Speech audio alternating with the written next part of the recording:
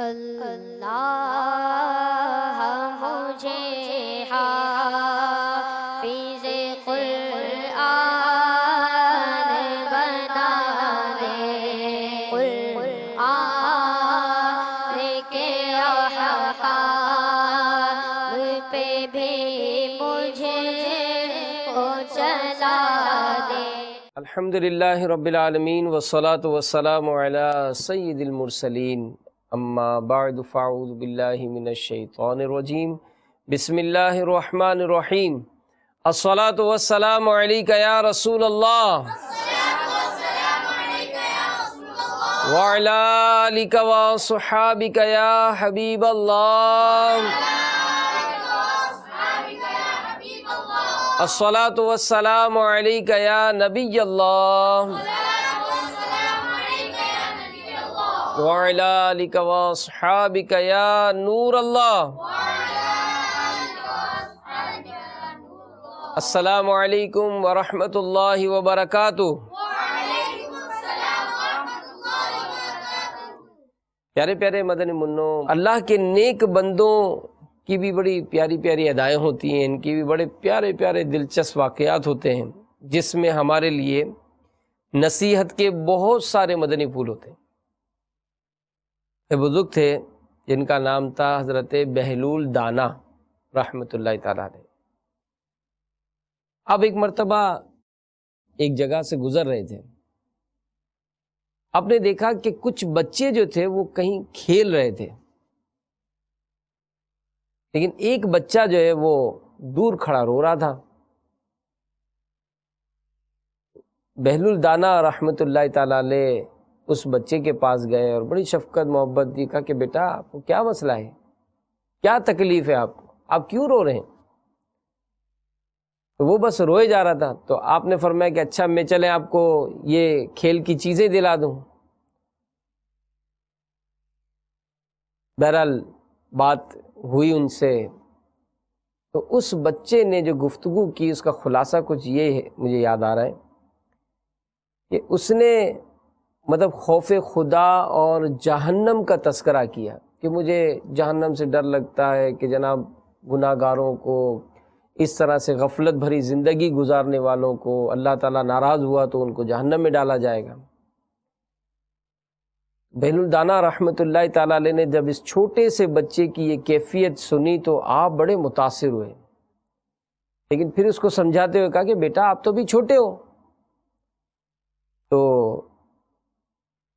اس چھوٹے سے بچے نے کہا کہ حضرت یقیناً جہنم میں کافروں کو، بڑے بڑے گناہ گاروں کو ڈالا جائے گا، تو میں یہ سوچتا ہوں کہ جب میری امی جان آگ جلانا چاہتی ہیں اور بڑی بڑی لکڑیوں کو جب آگ لگائی جاتی ہے تو پہلے میری امی جان چھوٹی چھوٹی لکڑیوں کو جلاتی ہیں، جب ان چھوٹی لکڑیوں میں آگ لگتی ہے نا تو پھر وہ بڑی لکڑیاں جو ہے وہ بھی آگ پکڑتی ہیں۔ تو میں یہ سوچ کے روتا ہوں کہ کہیں ایسا نہ ہو کہ ان بڑے بڑے گناہ گاروں کو، کافروں کو جہنم میں جب ڈالا جائے گا تو جہنم کی آگ بھڑکانے کے لیے اللہ تعالیٰ کہیں مجھ جیسے چھوٹوں کو جہنم میں نہ ڈال دیں۔ تو اللہ کا خوف جو ہے یہ بہت پیاری صفت ہے، بہت پیاری نعمت ہے جسے نصیب ہو جائے۔ رکن شورا الحمدللہ ہمیں تربیت کے مدنی پھول ارشاد فرماتے ہیں۔ تو شاہد بھائی یہ حقیقت ہے کہ خوف خدا جو ہے یہ بہت پیاری صفت ہے، اور یہی خوف اگر ہو انسان میں تو اس کی برکت سے شیطان سے حفاظت ہو جاتی ہے۔ اب بچے بچے ہی ہوتے ہیں، لیکن اللہ کے جو نیک اولیاء کرام ہیں ان کے تو بچپن کے واقعات بھی ایسے مشہور ہوتے ہیں کہ مطلب وہ بچپن ہی سے ایسا ہوتا تھا کہ اللہ سے ڈرنے والے نظر آتے تھے۔ تو آج اگر ہمارے مدنی منوں کو کوئی خوف خدا کا ایسا واقعہ سنا ہے جس میں کسی مدنی منع کے خوف خدا کا تذکرہ ہو۔ بسم اللہ الرحمن الرحیم، الحمدللہ عز وجل ایسے بے شمار واقعات ہیں کہ اولیاء کرام بچپن سے ہی اللہ رب العالمین کے خوف میں رویا کرتے تھے ایک واقعہ حضرت عبد الرحمن صفوری شافعی رحمۃ اللہ تعالی علیہ نے نقل فرمایا ہے کہ ایک بزرگ نے کسی مدرسے کے باہر ایک مدنی منع کو دیکھا کہ وہ رو رہا ہے۔ استفسار کیا، پوچھا کیا وجہ ہے؟ اس بچے نے کہا کہ آج میرے استاذ نے جو تختی پر مجھے سبق لکھ کر دیا ہے اس میں کچھ یوں ہے جس کی وجہ سے میں رو رہا ہوں۔ آپ نے ارشاد فرمایا کہ استاذ صاحب نے کیا لکھا ہے؟ تو اس بچے نے پڑھا کہ اللہ رب العالمین کا یہ کلام لکھا، بسم اللہ الرحمن الرحیم، الہاکم التکاثر حتی زرتم المقابر، کلا سوف تعلمون ثم کلا سوف تعلمون، کلا لو تعلمون علم الیقین۔ ترجمہ کنز الایمان، اللہ کے نام سے شروع جو نہایت مہربان رحم والا، تمہیں غافل رکھا مال کی زیادہ طلبی نے، یہاں تک کہ تم نے قبروں کا منہ دیکھا۔ ہاں ہاں جلد جان جاؤ گے، پھر ہاں ہاں جلد جان جاؤ گے، ہاں ہاں اگر یقین کا جاننا جانتے تو مال کی محبت نہ رکھتے۔ مدنی منا یہ بتانے کے ساتھ ساتھ برابر روئے جا رہا تھا۔ وہ بزرگ اس کی رقت دیکھ کر، رونا دیکھ کر بے حد متاثر ہوئے اور فرمانے لگے، بیٹا اس صورت کا سبق یہاں تک پورا نہیں ہو جاتا، بلکہ آگے بھی ہے جو شاید تمہیں کل دیا جائے گا۔ یہ کہتے ہوئے انہوں نے سورہ تکاثر کا بقیہ حصہ بھی پڑھ کر سنایا، جو کچھ یوں تھا، لَتَرَوُنَّ الْجَحِيمَ ثُمَّ لَتَرَوُنَّهَا عَيْنَ الْيَقِينِ ثُمَّ لَتُسْأَلُنَّ يَوْمَئِذٍ عَنِ النَّعِيمِ۔ ترجمہ کنز الایمان، بے شک ضرور جہنم کو دیکھو گے، پھر بے شک ضرور اسے یقینی دیکھنا دیکھو گے، پھر بے شک ضرور اس دن تم سے نعمتوں سے پرسش ہوگی۔ مدنی منا جہنم کا تذکرہ سن کر تھرا اٹھا اور کانپتا ہوا گر گیا، اور اسی خوف خدا میں اس کا انتقال ہو گیا۔ اس کے استاد نے جو ہے وہ جلدی سے قریب استاد صاحب آئے اور ان بزرگوں کو پکڑ لیا، لوگ اکٹھے ہو گئے، مرحوم مدنی منع کے ماں باپ بھی آ پہنچے، ان بزرگ کو بطور قاتل عدالت میں پیش کر دیا گیا۔ قاضی صاحب نے ان بزرگ سے صفائی طلب کی تو انہوں نے سارا ماجرا کہہ سنایا۔ یہ سن کر قاضی صاحب نے فرمایا کہ یہ مدنی منا انتہائی سعادت مند تھا اور خوف الہی کے تلوار سے شہید ہوا ہے، اور ان بزرگ کو باعزت بری کر دیا گیا۔ یعنی وہ قرآن مجید بھی پڑھا کرتے تھے اور پھر قرآن مجید ان کی زندگیوں کے اندر اثر انداز بھی ہوتا تھا۔ تو اس طرح کے ایسے واقعات آتے ہیں کہ یہ وہ خوف خدا کا اعلیٰ ترین درجہ ہے کہ وہ قرآن مجید پڑھ کر اس دنیا سے تشریف لے جاتے تھے، ان کا وصال ہو جایا کرتا تھا۔ تو اے کاش ہمیں بھی اسی خوف خدا کے اس میں سے کروڑواں حصہ بھی اگر ہمیں مل جائے تو ہم بہت ساری برائیوں سے بچ جائیں۔ ماشاءاللہ یہ جو آپ نے واقعہ سنائے تو ہمارے مدنی منع بھی غور کریں۔ ایک خوف خدا کی بات جو ہوتی ہے، اللہ سے ڈرنے کی بات، بلکہ بارہا ہم کسی سے کوئی بات سنتے کہ اللہ سے ڈرنا چاہیے، اللہ سے ڈرنا چاہیے، اور اگر ہم سے کوئی پوچھے بھائی کون اللہ سے ڈرتا ہے تو ظاہر سب ہاتھ اٹھائیں گے کہ میں اللہ سے ڈرتا ہوں۔ یقیناً دعویٰ تو ہے، لیکن یہاں پر مدنی منع مدنی چینل کے ناظرین غور کریں کہ اگر میں اللہ سے ڈرتا ہوتا تو کیا میری نماز قضا ہوتی؟ اگر میں اللہ سے ڈرنے والا ہوتا تو کیا میں جھوٹ بولتا؟ اگر میں اللہ سے ڈرنے والا ہوتا تو کیا میں گالیاں بکتا؟ میں اللہ سے ڈرنے والا ہوتا تو کیا میں بدنگاہی کرتا؟ میں اللہ سے ڈرنے والا ہوتا تو کیا میں ماں باپ کو ستاتا؟ یعنی زبان حال سے تو ہر ایک اس بات کا دعویٰ تو کر رہا ہے کہ میں اللہ سے ڈرتا ہوں، لیکن یہ ڈر کیسا ہے؟ یہ ڈر کیسا ہے؟ اور شاہد بھائی یہ جو آپ نے تذکرہ کیا جی، تو اگر مدنی منع بھی غور کریں، مدنی چینل کے ناظرین بھی غور کریں کہ اگر مثال آپ اکثر یہ دیکھتے ہوں گے کہ مثال کسی کے ساتھ آپ گاڑی پہ بیٹھے ہیں، اب چونکہ آپ تو عمریں ہیں ہی نہیں اتنی کہ آپ خود موٹر سائیکل چلاتے ہوں یا آپ کار چلاتے ہوں، لیکن بڑوں کو آپ نے اکثر دیکھا ہوگا کہ بڑے بعض اوقات وہ سگنل کی بھی پرواہ نہیں کرتے، قانون کی بھی پرواہ نہیں کرتے، لیکن اگر اس بڑے کو نظر آئے نا کہ سگنل کے بعد ایک پولیس والا کھڑا ہے تو پھر وہ بڑا جو ہے سگنل نہیں توڑتا ہے۔ کیوں؟ کہ اگر میں سگنل توڑوں گا تو وہ پولیس والا پکڑ لے گا مجھے، میرا چالان ہو جائے گا، مجھے سزا مل جائے گی۔ تو پتہ چلا کہ یہ جو رکا ہے نا، اس کو اس پولیس والے کا ڈر ہے کہ اگر میں قانون توڑوں گا تو مجھے پولیس والا پکڑ لے گا۔ تو پیارے پیارے مدنی منوں، اسی طرح ہر بات کا قانون تو ہے نا۔ ہم الحمدللہ مسلمان ہیں، تو زندگی گزارنے کا ہمیں ایک قانون ملا۔ کیا قانون ہے؟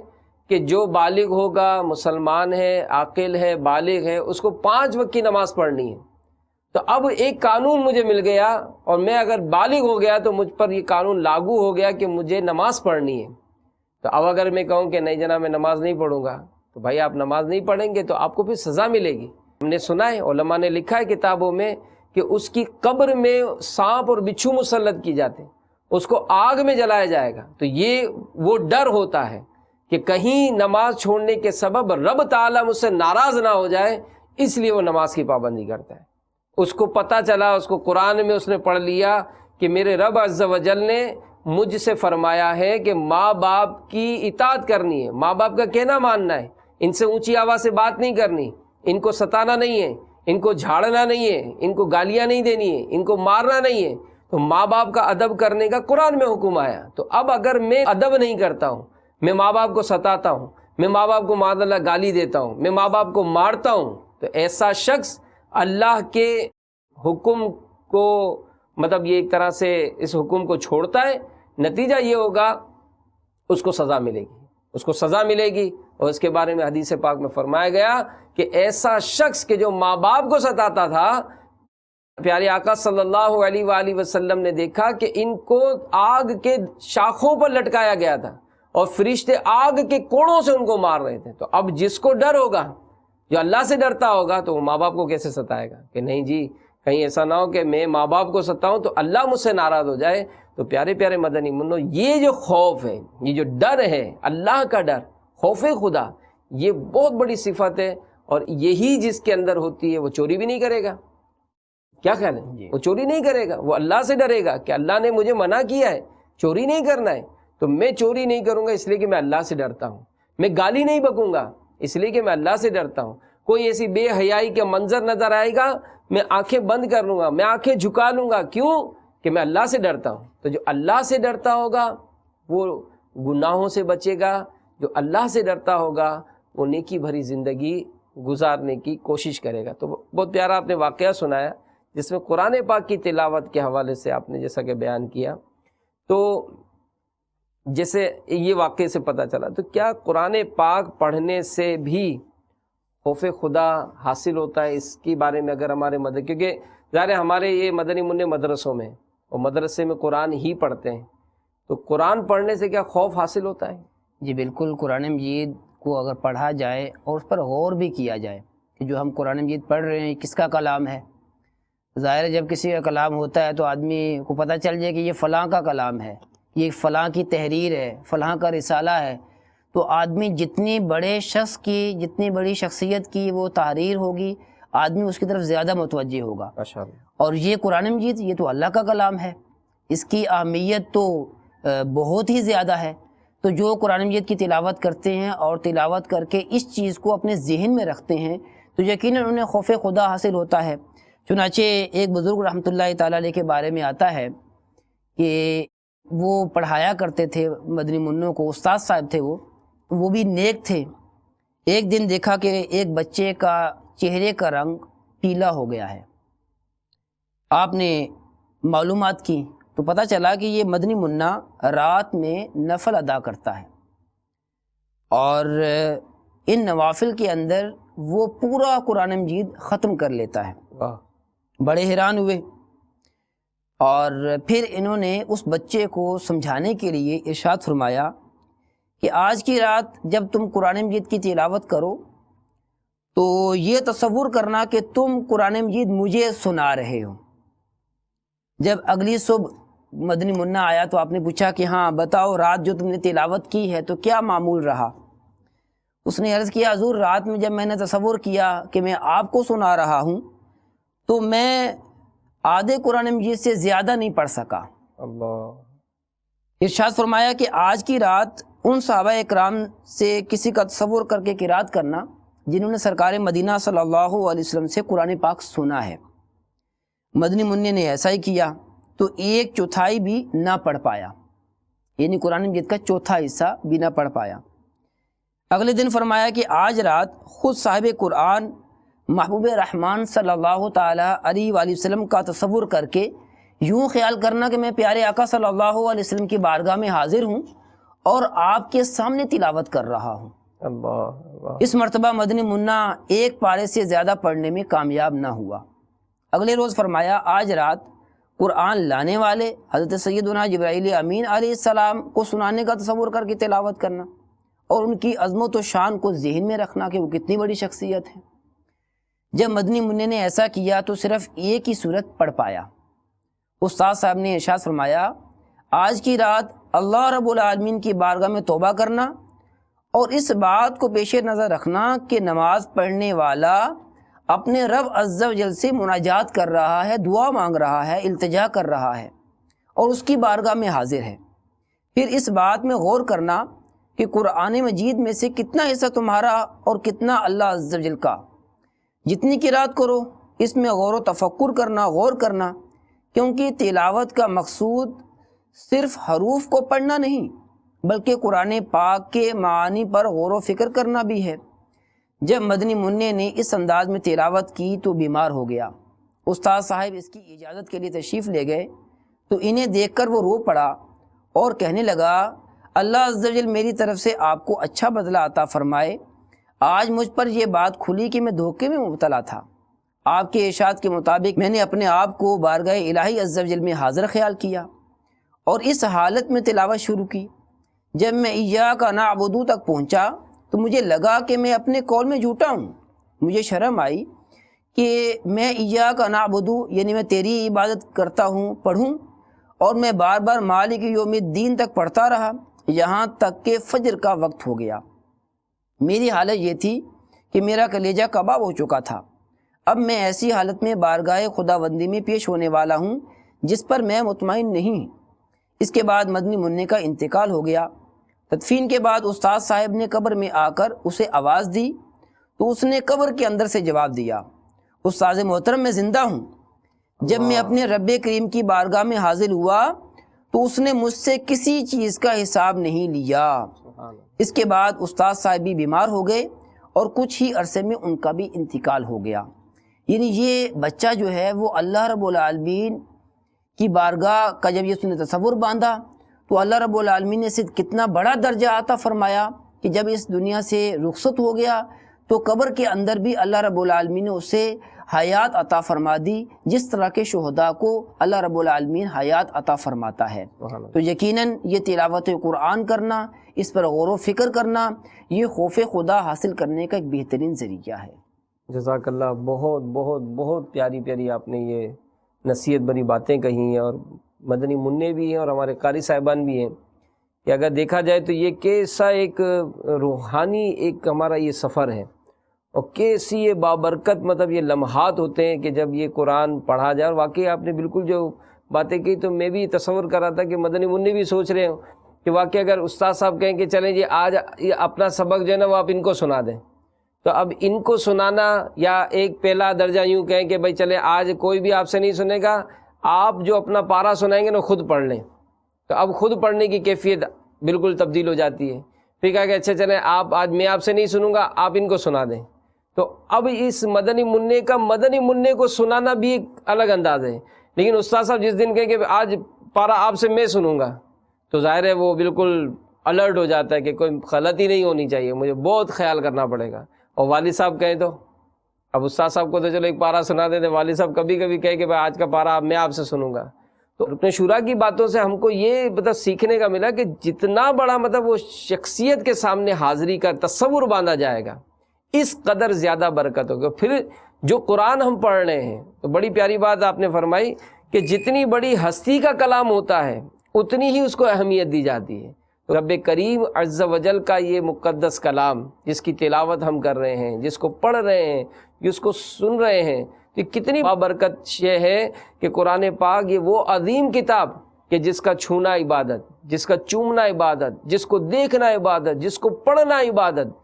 تو پیارے پیارے مدنی منوں، اس قرآن کے ذریعے، اس کی قرآن کی تلاوت کے ذریعے بھی خوف خدا حاصل کیا جاتا ہے۔ بہرحال بہت ہی مطلب ایک اچھی مطلب گفتگو کا یہ سلسلہ ہے، اور ظاہر مدنی منوں سے گفتگو ہے، لیکن ہم دیکھتے ہیں کہ ہمارے اسلاف اور بزرگان دین یہ بچپن سے ہی سنجیدہ ہوتے تھے، ان کی عبادت میں خشوع ہوتا تھا، توجہ ہوتی تھی، قرآن پڑھنے میں بھی اس کی رقت ہوتی تھی، اوراد و وظائف پڑھنے میں ان کی رقت ہوتی تھی، اور یہ بہت ہی باعمل بچپن سے ہی مطلب رہا کرتے تھے۔ اور دعوت اسلامی یہی چاہتی ہے کہ اگر ہمارے مدرسے کے مدنی منع ہوں تو یہ چاہے وہ چھوٹی عمر کے ہیں لیکن وہ نمازی ہونے چاہیے، وہ با اخلاق ہونے چاہیے، کہ مدرسہ مدینہ کے یہ مدنی منع یہ گالیاں نہیں بکتے، یہ اللہ سے ڈرنے والے ہیں، یہ مطلب جھوٹ نہیں بولتے ہیں، یہ اللہ سے ڈرنے والے ہیں، یہ ماں باپ کو نہیں ستاتے اس لیے کہ اللہ سے ڈرنے والے ہیں، یہ قرآن پاک کی تلاوت کرتے ہیں، یہ محبت کرتے ہیں، یہ پیار کرتے ہیں اس لیے کہ اللہ سے ڈرنے والے ہیں۔ تو اللہ کا ڈر یہ بہت سارے گناہوں سے انسان کو بچا لیتا ہے۔ تو اللہ کرے کہ ہم سب کو نصیب ہو جائے تیرے خوف سے، تیرے ڈر سے ہمیشہ میں تھر تھر رہوں کانپتا یا الہی۔ تو میرے پیارے پیارے مدنی منوں، میٹھے میٹھے مدنی منوں، واقعی سنجیدگی اور عبادت کا ذوق شوق یہ یقیناً حاصل کرنا چاہیے، اور اللہ کرے کہ یہ بچپن سے ہی نصیب ہو جائے۔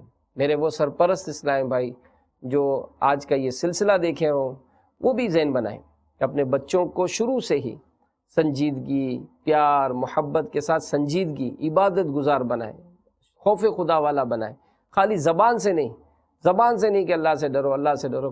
اللہ سے ڈرنے کا مطلب کیا ہوتا ہے؟ ایک صحابی رضی اللہ تعالیٰ کا واقعہ یاد آیا کہ انہوں نے پیارے پیارے آقا صلی اللہ علیہ وآلہ وسلم کی بارگاہ میں عرض کی کہ یا رسول اللہ صلی اللہ علیہ وآلہ وسلم، میں جب اسلام قبول نہیں کیا تھا اور میں گناہ کرتا تھا تو کیا اللہ مجھے دیکھ رہا ہوتا تھا؟ تو سرکار مدینہ صلی اللہ علیہ وآلہ وسلم نے ارشاد فرمایا کہ ہاں، جب تم گناہ کرتے تھے رب کریم تمہیں دیکھتا تھا۔ ان صحابی رضی اللہ تعالیٰ عنہ نے جب یہ سنا تو خوف خدا کے مارے ان کی چیخ بلند ہوئی، دھڑام سے گرے اور ان کا انتقال ہو گیا کہ میں جب گناہ کرتا تھا رب مجھے دیکھتا تھا۔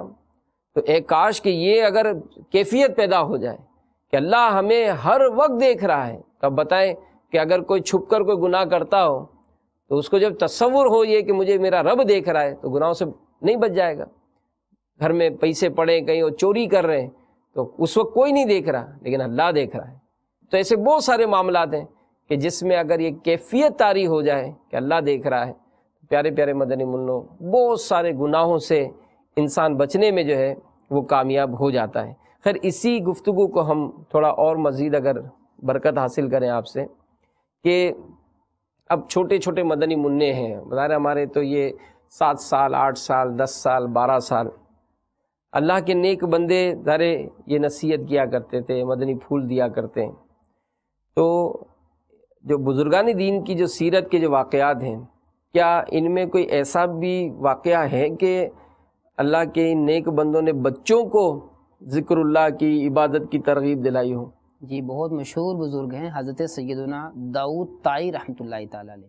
یہ امام اعظم ابو حنیفہ رضی اللہ تعالیٰ عنہ کے شاگرد تھے اور ولایت میں ان کا درجہ بہت بلند ہے۔ تو آپ نے ایک مرتبہ نوجوانوں سے فرمایا کہ میں تمہیں ایک بات بتاتا ہوں، شاید تم میں سے کسی کو اس سے فائدہ حاصل ہو۔ پھر فرمایا کہ جب میں کم عمری میں بازار میں آیا جایا کرتا تھا، چھوٹا تھا میں بچپن میں، تو جب میں بازار میں جاتا تو بازار سے واپسی پر میں اپنے اوپر لازمی کر لیتا کہ فلاں مقام تک ذکر اللہ کرتا رہوں گا۔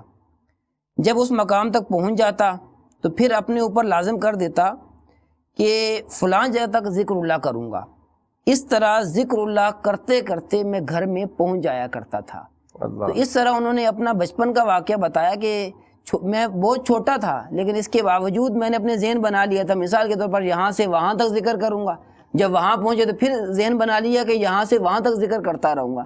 تو اس طرح وہ اپنے لیے راہ متعین کرتے رہتے اور جانے اور آنے میں بازار بھی جاتے تو اللہ تعالیٰ کا ذکر کرتے رہتے۔ تو آپ نے اپنا واقعہ بیان کر کے ان کو تلقین کی کہ تم بھی جب کہیں جایا کرو تو اللہ تعالیٰ کا ذکر کرتے رہا کرو تاکہ تجھے اللہ تعالیٰ عز و جل کی محبت حاصل ہو جائے۔ ماشاءاللہ، یہ مطلب ان کے واقعات سے یہ بھی ہوتا ہے کہ یہ ہر لمحہ جو ہے وہ نیکیوں میں کس طرح گزارا جائے، یعنی کس طرح سے مجھے گھر تو جانا ہی ہے۔ مدنی منع بھی اگر اس واقعے سے غور کریں اور سوچیں کہ گھر تو جانا ہی ہے، لیکن کئی مدنی منع ایسے ہوں گے کہ اگر اپنے گھر کا سفر جو ہے وہ اگر تلاوت کرتے کرتے جائیں تو ہو سکتا ہے کہ روز کے 1-2 پارے ہو جایا کریں، کیونکہ بعض اوقات تو گاڑیوں میں جاتے ہیں، ٹریفک بھی ہوتا ہے، اور پہنچتے پہنچتے آدھا گھنٹہ، پونا گھنٹہ، 1 گھنٹہ لگ جاتا ہے۔ اب اگر کوئی سنجیدہ ہو اور جس کو اپنے وقت کی اہمیت کا احساس ہو، تو اگر اس کے جیب میں تسبیح ہو تو وہ درود پاک پڑھتا رہے، کوئی جیب میں رسالہ ہو تو وہ رسالے کا مطالعہ کر لے، یہ بھی نہیں تو چلو ماشاء اللہ اب حفظ کر رہے ہیں، 5 پارے ہو گئے، 10 پارے ہو گئے، 15 پارے ہو گئے۔ تو جس طرح داؤد طائی رحمۃ اللہ تعالیٰ علیہ کی سیرت کا یہ بہترین مدنی پھول ہم نے حاصل کیا کہ آپ متعین کرتے تھے کہ میں یہاں سے یہاں تک اللہ کا ذکر کروں گا۔ اب یہاں سے یہاں تک اللہ کے ذکر میں پہنچ جاتے تو ایسا نہیں کہ بعد میں فارغ ہوئے، نہیں، اب میں یہاں سے یہاں تک کروں گا۔ تو یوں اپنی راہ متعین کر کے وہ گھر پہنچنے تک مسلسل اللہ کا ذکر کرتے رہتے۔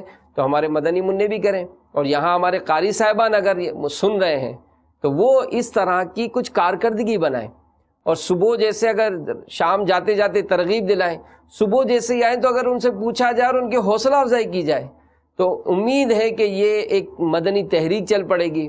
اور اگر یہ شکایت کوئی کرتا تھا کہ آپ کے مدنی منع باہر نکل کر یہ مذاق کرتے ہیں، چھیڑتے ہیں، مطلب ایک دوسرے کو دھکا لگا رہے ہیں، نہیں، یہ سنجیدگی کے ساتھ اللہ کا ذکر کرتے ہوئے آنکھیں نیچی کیے، نگاہیں نیچی کیے، مطلب یہ ذکر اللہ، ذکر و اذکار کرتے کرتے یہ اپنے گھر کی طرف روانہ ہو رہے ہیں۔ اور یقیناً یہ اللہ کے نیک بندوں کا، پیارے پیارے مدنی منوں، ایسی ایک یہ مدنی سوچ ہوتی تھی۔ یہ کیوں کرتے تھے؟ امیر اہل سنت کے بیان میں ایک تذکرہ سنا تھا کہ یہ ان کا جو ذکر و اذکار کرنا، ان کا جو تلاوت قرآن کرنا، یہ جو معمول تھا، اس کی وجہ یہ تھی کہ ان کا یہ ذہن ہوتا تھا کہ جس جگہ سے میں گزروں وہ تمام جگہیں جو ہے وہ میرے اللہ کے ذکر کی گواہ ہو جائیں، اور میں جب قیامت کے دن اٹھوں تو یہ درخت، یہ پتھر، یہ شجر، یہ دیواریں، یہ سب میرے اللہ کے ذکر کی گواہی دیں۔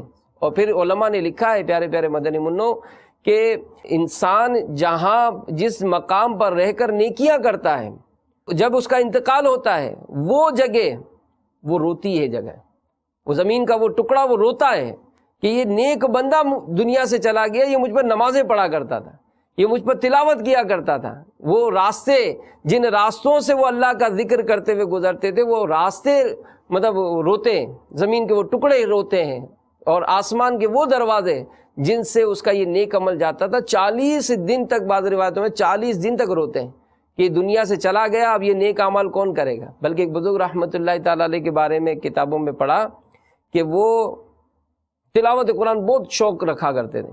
جب عمر کا آخری حصہ آیا، بیمار ہو گئے، تو آپ کی بچی رو رہی تھی، تو آپ نے اپنی بچی سے فرمایا کہ بیٹا کیوں روتی ہو؟ کہا آپ دنیا سے جا رہے اتنی تکلیف میں، کہا کہ تم غم نہ کرو، جس کمرے میں تمہارے والد کا انتقال ہو رہا ہے اس کمرے میں میں نے 7000 مرتبہ قرآن پاک ختم کیا۔ یہ کیسے اللہ کے نیک بندے ہوتے تھے، یہ کس قدر ان کو اللہ سے محبت ہوتی تھی، اور کیسا ان کو اللہ کا ڈر ہوا کرتا تھا۔ یہ بس یہی ڈرا کرتے تھے کہ کسی بات سے، کسی معاملے میں اللہ ہم سے ناراض نہ ہو جائے۔ تو اے کاش ہماری زندگی بھی ایسی گزرے کہ اللہ تعالی ہم سے ہمیشہ کے لیے راضی ہو جائے، اور کبھی بھی ہم سے ناراض نہ ہو، ہمارا ایمان بھی سلامت رہے، اور ہمیں گناہوں سے ایسی نفرت ہو جائے کہ ہم گناہوں سے بچ کر نیکیوں بھری زندگی گزارنے میں کامیاب ہو جائیں۔ تیرے خوف سے، تیرے ڈر سے ہمیشہ، تیرے خوف سے، تیرے ڈر سے ہمیشہ میں تھر تھر رہوں کانپتا، یا الہی میں تھر تھر رہوں کانپتا، یا الہی بنا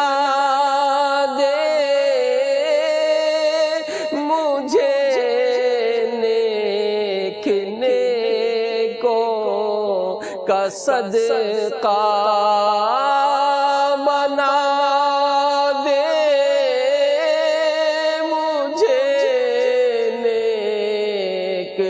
نیکوں کا صدقہ گناہوں سے ہر دم بچا یا الہی، گناہوں سے ہر دم بچا یا الہی۔ تو عطار کو بے سبب بخش مولا،